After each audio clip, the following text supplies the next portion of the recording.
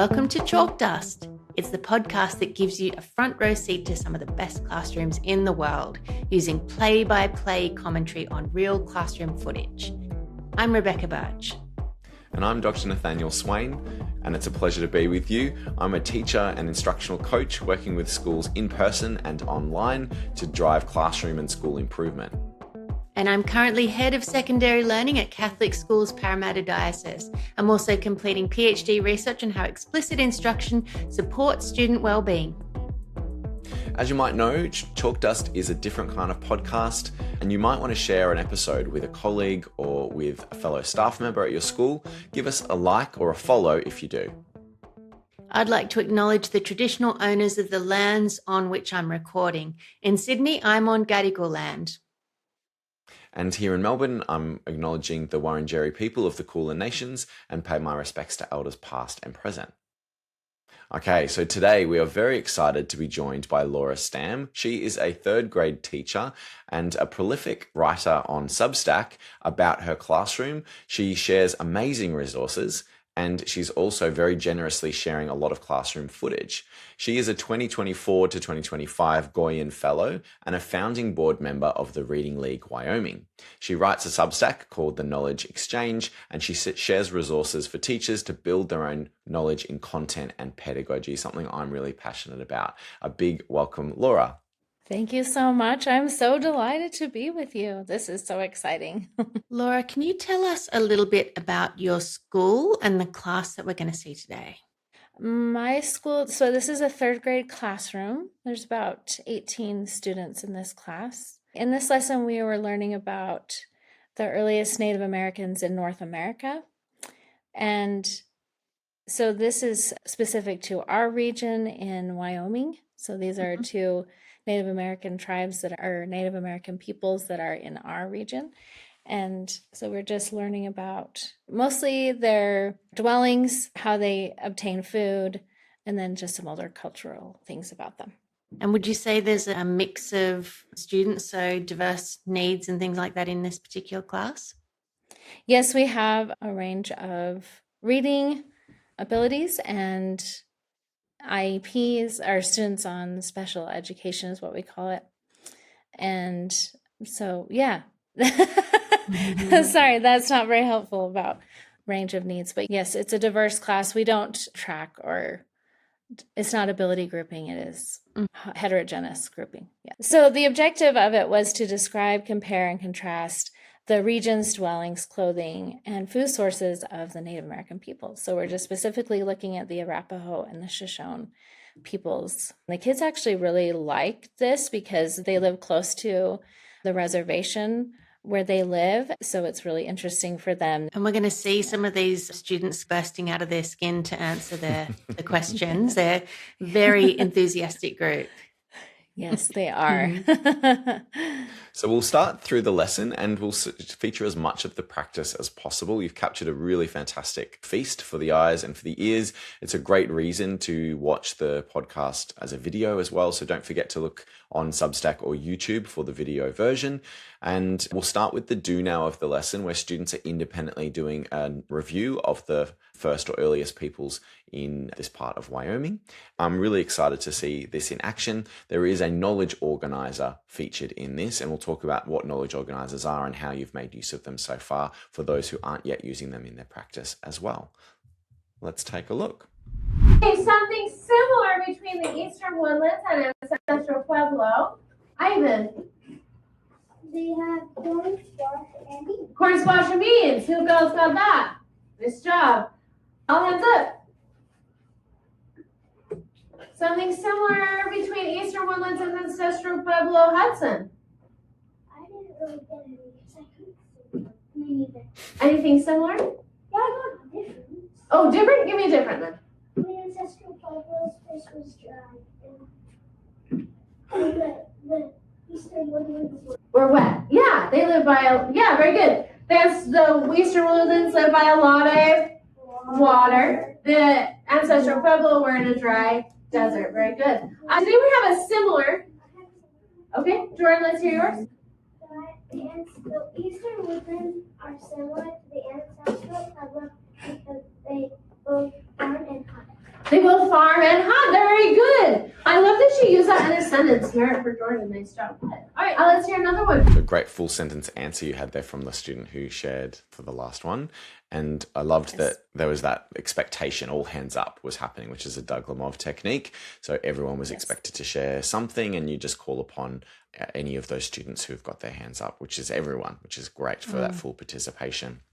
And are they habituated to answering in full sentences now? Mostly, yes. And the sentence stems really help them that are in the text. So that helps them a bit. But yes, that's still something I work on a little bit, though, because sometimes you get going and you just want to get the answer. But yes. And Nathaniel, we should get a shot up for the people who are looking at the visual. We'll put a shot up of the knowledge organizer because it's a real thing of beauty. So this is the first section of the knowledge organizer where you've got a timeline and the sense of deep time that's happening there from 15,000 BCE all the way up until the 1800 CE. And then you've got a fantastic view of the movement of peoples during those periods as well across the North America and then South America. And for the people who aren't looking at it, you really should look at it because it is fantastic. You've got this really great table which summarizes the region, dwelling, food, clothing, and other cultural aspects of some of the different groups that you're looking at during this unit. And since we're on the topic, do you mind explaining what the purpose of the knowledge organizer is? Because they're not like incredibly common in Australia, especially in secondary. Laura, what's the purpose of it? And this is also, I found it from Teach Like a Champion from Doug Lemov. And so I'm assuming that they're originally from him, but it's just a way to capture the key ideas. And some people use them to introduce a unit. I actually started that this last unit I did to introduce everything. They're also just throughout the unit, just to make sure that they are remembering what the key ideas are, because they get a lot of content. And so this just helps them focus on what is important. And then, so I use it a lot for a review. I also use it. It's just a nice place for a map too, because we refer to this map daily and when we're in the instruction. So it's nice they have this in one place. They're not having to shuffle through other things to find it. No, they're really powerful. And I think they've been used a lot in the UK context in a lot of their curriculum reform. And Doug Lemov is known for using them, but he is one of many, I think, leaders who've helped people discover the power of knowledge organizers. Aligns nicely to that research around meaningful learning and assimilation theory from Ojibel. That's a really great source to look at if you wanted to. Sarah Cotting-Hatt has a great book on that, which I might have mentioned in another episode. Should we go a bit further? Different have different types of dwellings because they live in Different regions. Okay, can you expand on that? Why would you living in different regions affect their dwellings, Carson? Can you answer that? because sometimes it was hot or cold or like too wet or dry. Okay, so what would that? Because if they didn't have the correct dwelling, they could to death or That's excellent, Carson. Excellent. Very poor Carson. That was beautiful. All right, everybody. What I love there is that you've got obviously one student's being called upon, everyone's had a chance to respond, and this is just a way of getting at sort of sample to increase that high accountability as well as high support. But I love that you stuck with Carson. Can you tell us about what you were trying to achieve there by coming back to him? He'd given a simplistic answer, and I wanted him to explain, like, what did he mean by cold, warm, and what does that have to do with a dwelling, and why does that matter? And so I just wanted him to explain, because I know that he knew in his head what he was thinking, but he wasn't really articulating that, and I wanted him to say that for not just only for the students, but also for himself to be able to say, because a lot of times when we respond, we assume a lot. I notice you put that because in there, so you're forcing them to utilize it in a thoughtful way that applies other aspects of content, but it sounded like it wasn't quite enough to push Carson, and so you did that little extra nudge.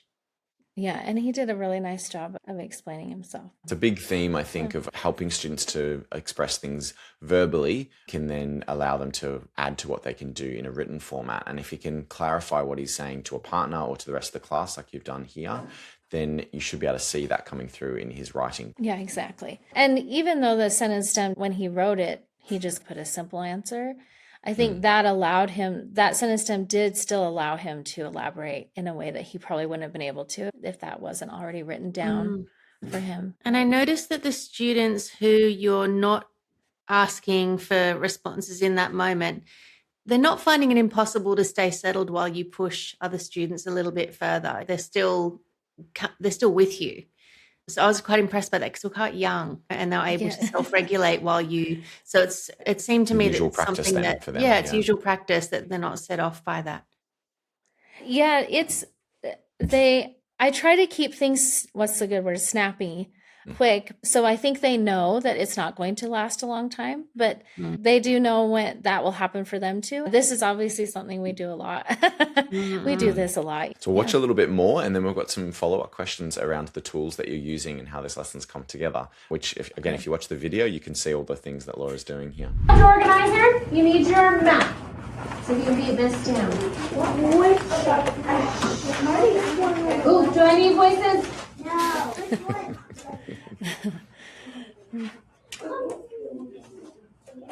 The culture regions map. Oh, I'm there.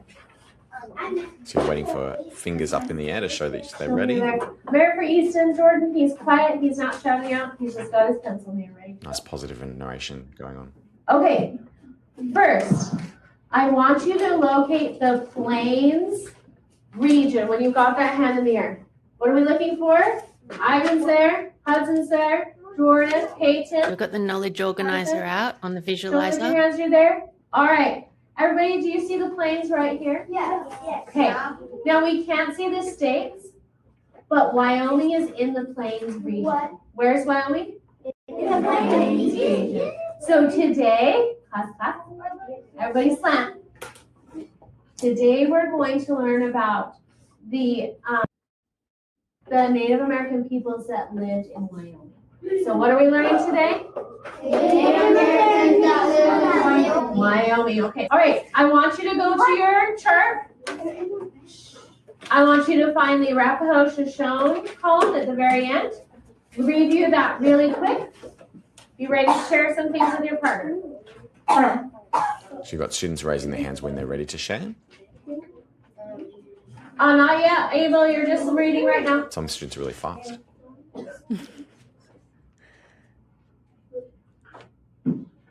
Love this scaffolding. All right, windows first, then doors, take turns, go.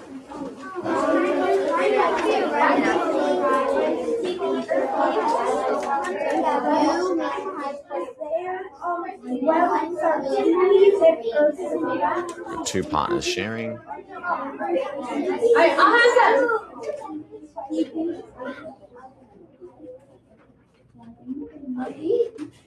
Let's try that again. We didn't quite shut off right away. All hands up.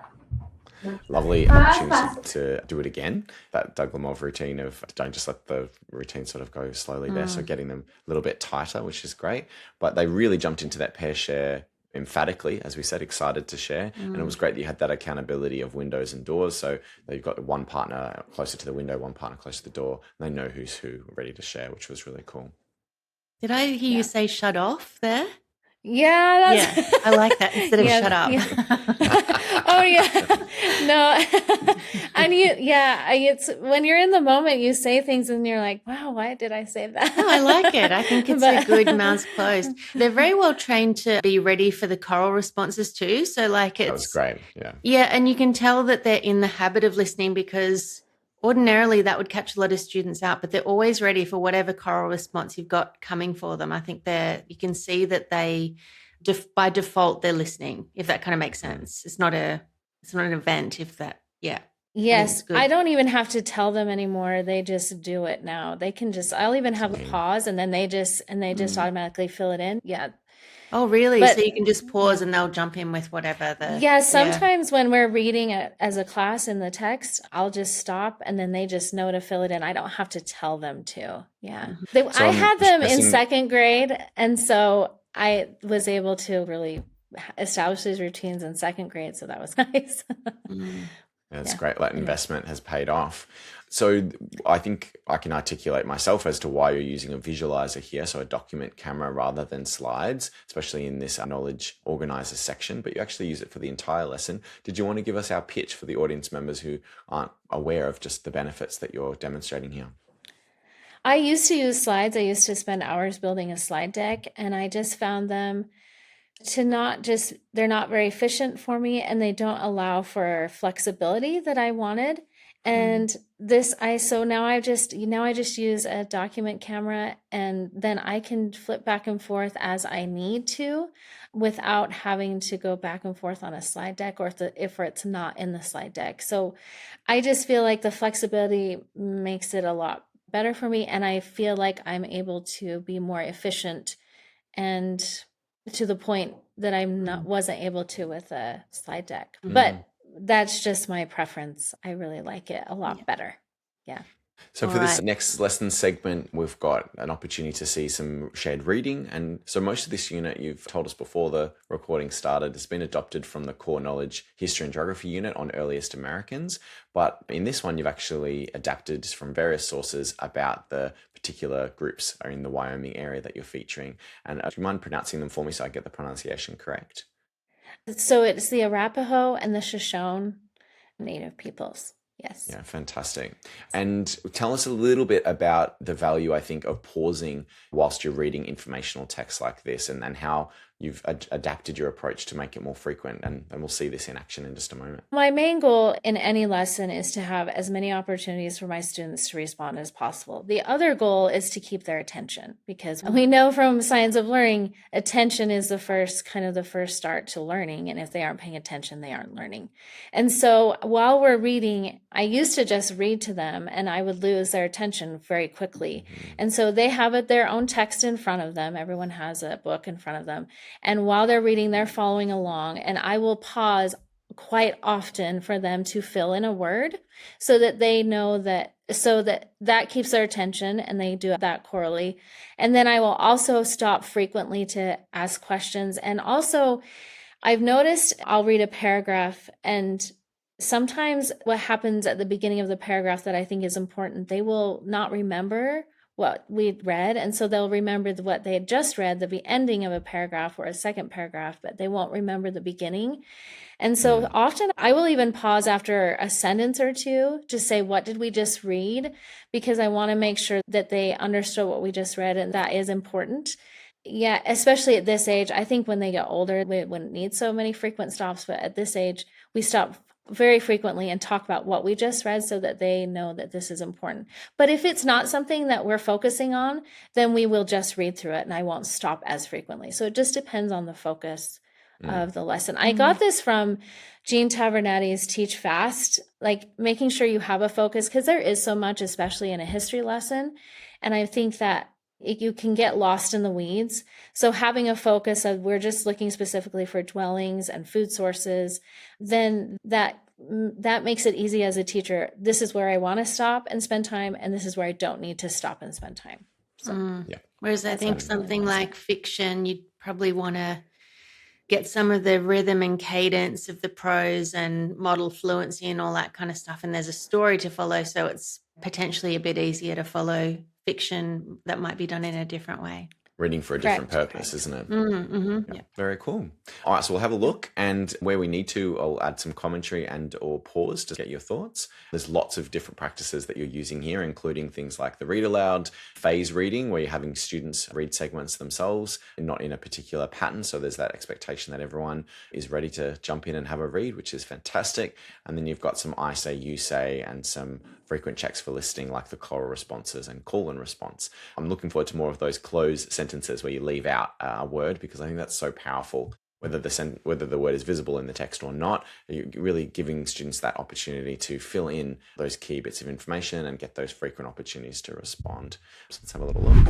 Our reading is in our packet today, so you're going to turn to page 1 in the back. It starts with the planes, hands in the air when you're there.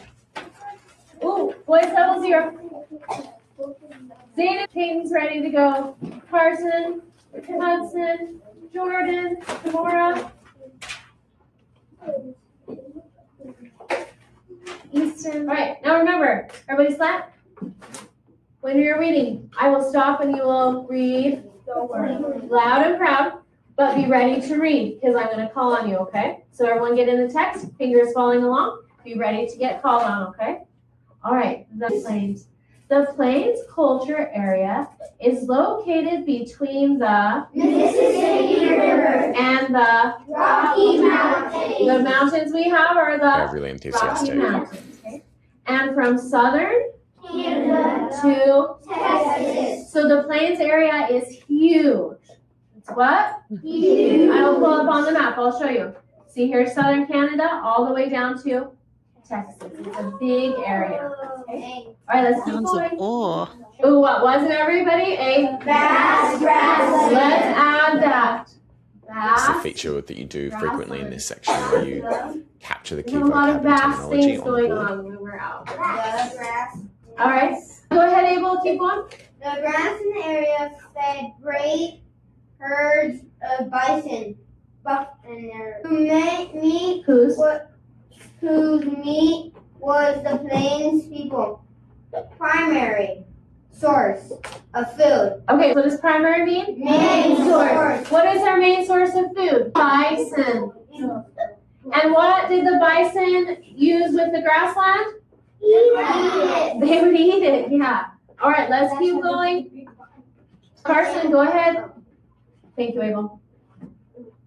The animals' hide and bones also provided them with materials for making their clothing, shelter, and tools. Okay, so the bison weren't just for food. So, Carson, give me the other things they used it for. They used it for clothing, shelter, and tools. Clothing, shelter, and tools. Okay, and we learned a little bit about that last year. We saw the different things. Nice they can make connection out of back. bison. All right, let's Steph, I'm gonna have you finish this out. Teepees could be set up and taken down quickly. They were an ideal dwelling for people without permanent relatives. Okay, so we learned about this before from our knowledge organizer, but were they farmers or were they hunter-gatherers? Yeah, they moved around a lot. That's why teepees were so useful, because they could take them, put them up and take them down and move them. All right, everybody, we're gonna do this next section. We're gonna learn about, actually everybody slant really quick. So in Wyoming, we have two Native American peoples that live close to us on the Wind River Reservation. Okay. And so we're going to learn specifically about those two groups. Okay. So as we learn about those, we will capture ideas from both of those groups onto our chart. Okay. All right. So the first one we are going to learn about are the Arapaho. Which group? Arapaho. All right. We'll make sure your text is flat. What you might not see if you're not watching the video is that you are capturing those things in like a chart up on the whiteboard, which is so helpful. And we have got some cuts there in the video, so we're skipping ahead if you like a few minutes later. If you're watching the video, you can actually see the clock to see how long Laura's spending on different parts of the lesson if you wanted to get in the full view here. But what we're getting, I think, is really great samples of how you're helping students to read for a purpose and using those high response and high accountability measures like that we've been talking about. Have your students taken a long time to learn some of these practices, or have they taken to this approach quite quickly, Laura? Quite quickly, I think. So at the beginning, I kind of reminded them that to be ready to read. And so having them read was something we started a little bit later in the year, just because I wanted to make sure they were confident in reading. But at the same time, I still have students that struggle to read, but everyone in my class does get a chance to read. And so I am very careful about the sentences I choose for my students that do struggle. But also, if they do struggle with a word, I just tell it to them so they're not sitting there trying to figure it out. But yeah, if I just remind them, and it keeps them accountable, but also they love to read. They also sometimes I do the reading and they don't like that. And they ask, when do we get to read? So they actually love to be able to read. And so this is something that they enjoy doing. But I do have to constantly remind them, make sure that you're following along so that you're paying attention to what we're doing. As well, to intersperse a little bit as well. So you're mixing it up in a few different ways. Yeah. Yeah, we have to have a lot of breaks in between just so that they are, consolidating that information, not forgetting what we just read, and then just giving them a chance to take a break for a minute. Yeah.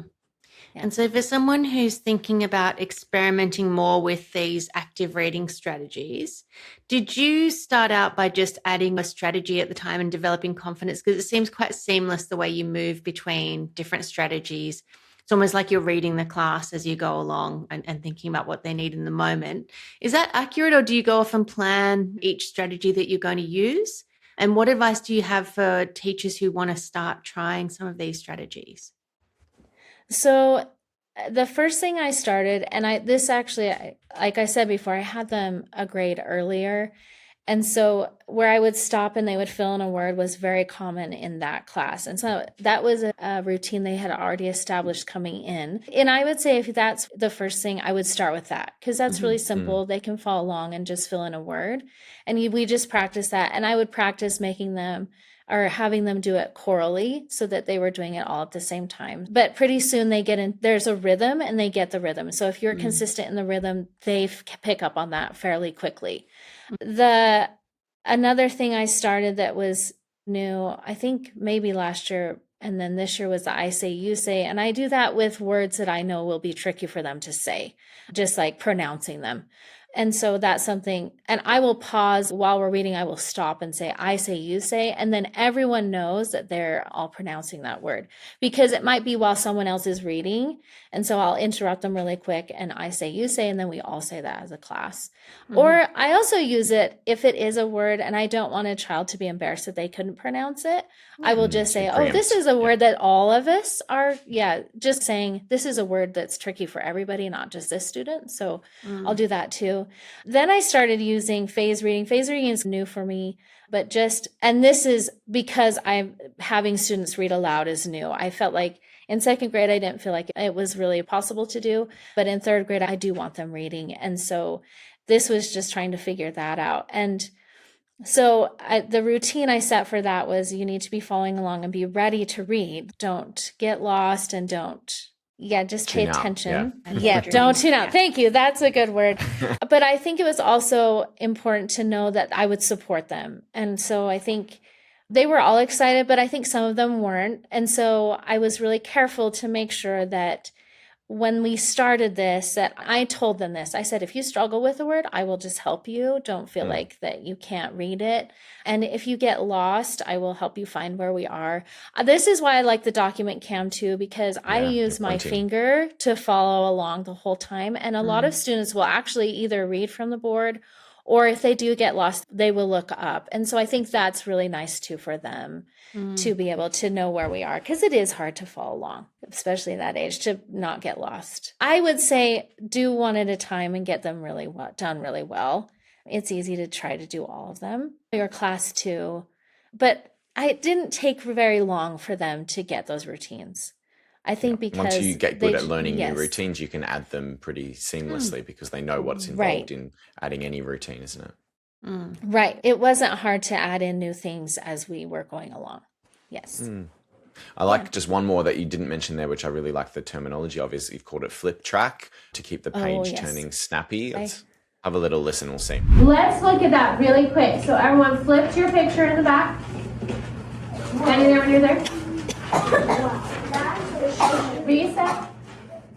Mirror for Stella. She's super quiet. And Peyton and Leah. They're quiet. Showing they're ready. So I love that the fingers in the air, the pencil in the air to say that they're ready. And the flip was very quick there. I love that you're also giving out those merits like candy. I don't know if you've been doing that for a long time, but it's also really helpful to incentivize that great behavior, and you're catching lots of students when they're good. So even if you've got someone who's a little bit more off task, the moment they show something that they're doing the right thing, it's a way of catching them when they're good, which is awesome. It would be great to just feature a little bit more of this lean into the application part of the session where we're using some of that knowledge. So we'll feature some of those ideas and unpick those with you, Laura, if that's okay. Yes. Here we go. Okay, I will read the caption. This ancient wickiup still stands today in the Wind River range of western Wyoming. So you can still see wickiups. I've seen some too. We saw one in a museum in Moreland when we went to Moreland. Yeah. It had a wickiup. Yes. So it's different. Okay, look at that. What's different about this than a teepee, and what's similar? Just looking. Ooh. Talk to your partner. What do you notice about that? I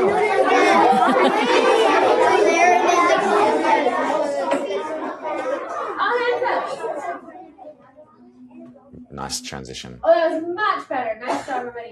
Odin, what is different or the same about about this from a teepee? The wiki up is different because teepees have like animal skins around them and wiki ups don't. Yeah, and a teepee just has a few poles. Yeah. But a wiki up has lots and lots of. So you've demoed something I lots talked and in lots. a lot of my sessions about with checking for understanding, where you've got a nice full sentence answer from the student. So you've been practicing those full sentence responses, which is great. He's actually inserted his own sentence frame there because there's no sentence starter that you've given. Great training happening and full sentence answer ready. But then instead of just saying great answer, whoever the student was, you've actually elaborated on it and you've built upon that answer a little bit, which for all the other students, they get to hear how that answer is good, but here's more information to not just say that one has a leather animal skin covering and one doesn't. So I love that elaboration as a form of feedback is fantastic because it actually uses the CFU question to progress the discussion rather than as some sort of foreign punctuation in the main part of the lesson, which I think is really helpful for teachers to see that CFU, checking for understanding in this way, can be a way of elaborating on the thought process as well as verifying whether students are understanding. So you've got two You for get one to there. model the kind of language you want to hear as well. So the kind of concepts that you want to come out. I was just watching the video as well, and those little arms up in the air were almost like bursting out of their socket. Couldn't wait. Yeah, and I thought the pear share is a nice way to diffuse that energy and spread it evenly Everyone across gets a rooms. So I think that's the real power of pair sharing and cold calling, is that you could rely on the kids whose arms are coming out of their sockets every time, and they're really hard to contain. You can hear the, ooh, it's, like mass enthusiasm. And I think it wouldn't be fair to not harness the learning of everyone in the room. I think it's a nice way to spread that really intense energy across the whole group. So we'll see a little bit more because then we can just get a tiny sample of some of that comparing and contrasting using the Venn diagram, which is that sort of shift into the more guided practice of the lesson, and then a little bit of the independent work and how it all culminates. The full lesson obviously is a whole hour, I'm guessing, in terms of the amount of time you've invested. So we're only seeing some snippets here, but it is some rich samples, which is fantastic. Yes. Talk to your partner about what we learned about the Shoshone. Doors first, and then So in take this one, turns I'm back not going and to show forth. this bit, Go. but you're basically using some pair shares to activate that knowledge from the entire lesson so that it's front of mind when they're about to do the Venn diagram, which is so handy. Again, the pair share is great for this because everyone gets to hear their own ideas as well as their partner's ideas, and it's generating those new connections. So I'm just going to skip to when you then flip over to the Venn diagram. Here's another flip track, maybe. Yeah. So go back to the front. Let's turn to this page. Hand in the air when you're there. Oh, very nice. You guys are on it today. Very fluent with the use of the visualizer as well, like zooming out seamlessly there.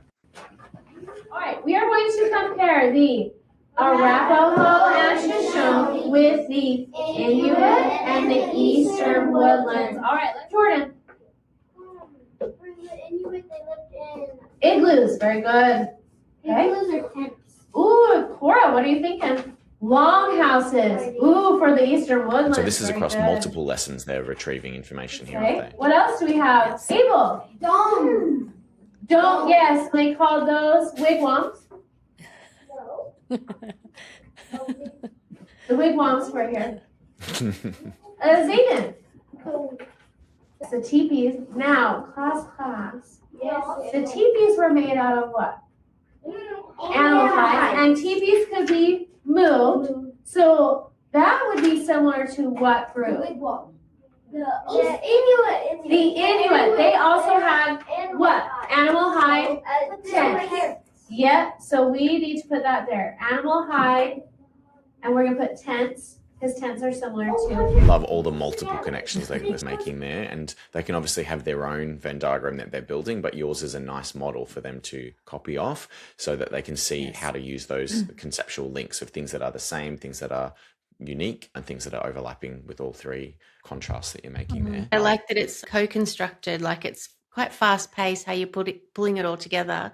And I imagine if they're left to their own devices with something like a Venn, they can become overloaded quite quickly trying to make those connections. So they really need you to at the front conducting the orchestra, so to speak. And I think that's what they need when they're little, even when they're older. Yeah, I actually put this as a do now later in the lessons, but it's one that we'd built together like a lesson before. But then we put it as a do now that they're doing on their own. So then they get to try and remember to do that just to help them build that independence. But yeah, it would be difficult for them to find those connections between the different groups. Given it's making multiple sure lessons what worth as that means, modeling what that means. Yeah.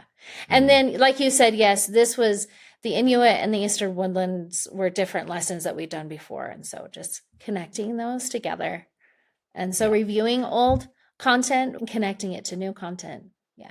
All right, so we'll just show you the little bit of independent practice that you set the students up with, and we'll see what your instructions are, because I think those are really important to get this right. And then we'll bring it all together with some takeaways. Food sources to which group, everybody? Inuit. Oh, yeah, Inuit and the Eastern Woodlands. So what is similar about all three of them then? They hunt a little bit. Yeah, they all did fishing, they all did berries, and they all had hunting. Yeah, the Inuit fish, so all three of them. Let's keep together. We need to Bighorn sheep finish. Last class. Yes. Let's see what you're doing to finish. Good, track. And then I'll turn it back so you can look at it. Okay, you're going to compare the Arapaho and the Inuit. And you're going to compare the Shoshone and the Eastern Woodlands. Okay. Then you're going to look at this map, fill this in. And then you can pick, and then the Plains Indians on this map. So you got about 10 minutes, so voice level. Again, document camera is so great because it's exactly what they're going to do, and it's so easy for them to see what their job is. And then you've got the Venn diagram that you've modeled as a source for them to refer back to. Jordan Merritt for Stella and Aaliyah and David. They're very settled. Got lots of ideas, I think. Wow. Tell us, Laura, I guess one other thing that you've learnt through doing lessons like this, whether it's in the process of putting the lessons together like you've been doing, or in the way in which they've come to life, because there's so much in there for people to take away. What's front of mind for you as you rewatch that now? I think something I wanted to point out is the reason I like how Rebecca pointed out that they're settled. And I think Nathaniel said that they have a lot to write about.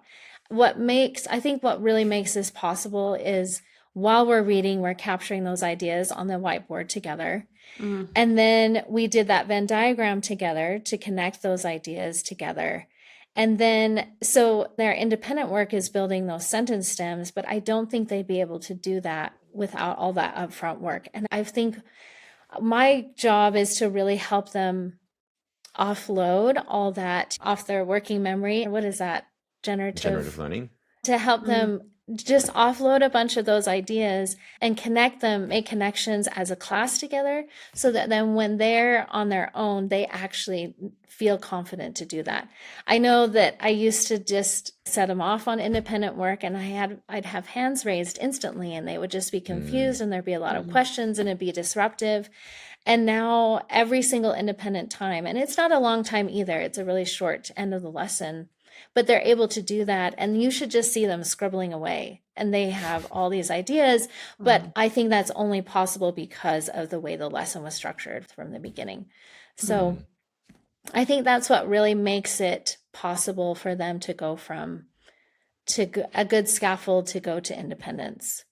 And then another thing I started doing, and I didn't put that in there, is I started going around and picking students' work that I wanted to showcase, and then they get to come up and they get to put it under the document cam and read it, So and helpful. they love that too. And then I put it on the wall, and they think that's really exciting too. But yeah, I think it's a lot of work throughout the lesson in order for them to get to that point, at least for third. Investment in the modeled and the guided part of the lesson in order to get the independent to actually seeing the way that it's doing. Yeah. Right. And that's why the learning objective, like, making sure that that is succinct too and it's very specific on what we're looking for in the lesson, because those lessons do have a lot of information and you can't use all of it. And so focusing on, in this case, the clothing and the dwelling and the food sources really helps us be able to focus on what we need to worry about and not be able to get caught up in all the other things that is in the text as well. They act as like a nice backdrop or some nuanced detail that some students will gravitate towards and will add color, but doesn't necessarily become the primary focus for what the students are meant to be getting from the text. Yeah. It just makes it easier. And I think so. And then we had the knowledge organizer up front so they actually got a preview of that too. And so I think that helped them also know, as looking for those ahead of time, we're like, oh, I'm looking for these types of dwellings and food sources. So then as we were reading it, I think it also jumps out more too and so I think those previews too are also really helpful as well with things like that. Yeah, in that way that you used it, you actually again have done an Ojibel sort of meaningful learning tactic there, where you've created an advanced organizer that has allowed students to be getting basically a mental structure ready to input the learning that's coming through. And I just love how you've shown those strategies that exist in textbooks and research articles, and you've made it come to life in your classroom. Amazing work. Thank you. And it's still a work in progress. Nathaniel, what are your takeaways from this episode? What I love about a lesson like this, where it's based upon a text, is that it gives you that view of that movement between the I do and the we do as much more fluid, as in a lesson that's modeling a particular skill with worked examples or problems to solve.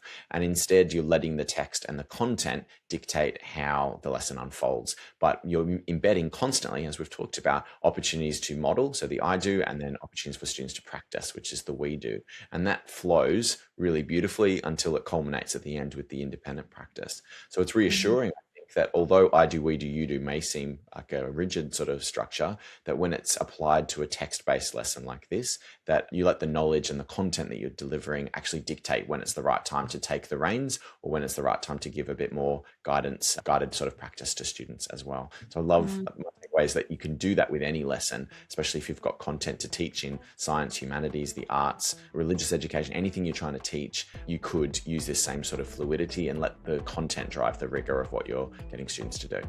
What's your takeaway? My takeaway is logistical. So I liked how you had the visualizer and the board right next to the visualizer screen. So you've got two screens that you're working from. But when I went to work by two screens, so like a board and a screen, I stopped doing that co-construction and that sort of cognitive offloading for the students where I'd be making notes. They're brilliant because you can write over the top of your resources. So if you're projecting on the visualizer, you can actually almost annotate the knowledge organizer as you're going. And so I think I lost that capacity. I resigned to having one resource available and got out of the habit of it. So I want to see if I can walk into any room, because teachers in Australia, we don't always get the same classroom each lesson. I'd like to be able to walk into any room and juggle those two areas where I want students to focus a bit more fluidly and with a bit more control. Laura, thank you so much for joining us for this episode. It's been such a pleasure. I've really enjoyed watching a continuous lesson. We haven't done this in a little while, so I've really enjoyed that process of seeing how the whole lesson evolves. Thank you so much. And if you are a listener, please do jump online and watch the visual. Thank you so much. It's been lovely, and I love Chalk Dust, and I learned so much from it. So I'm really excited that I got to be part of this. So thank you very much. It was wonderful. Pleasure. The feeling is mutual, and as always, a lot of the great resources and ideas that Laura has shared and that we've talked about on the show will be available in the show notes, so do go there for all the links to lots of great things that Laura's been using in her practice, including her excellent Substack, which is aiming at building the knowledge base of educators like yourselves. So looking forward to seeing you in the next episode. See you next time.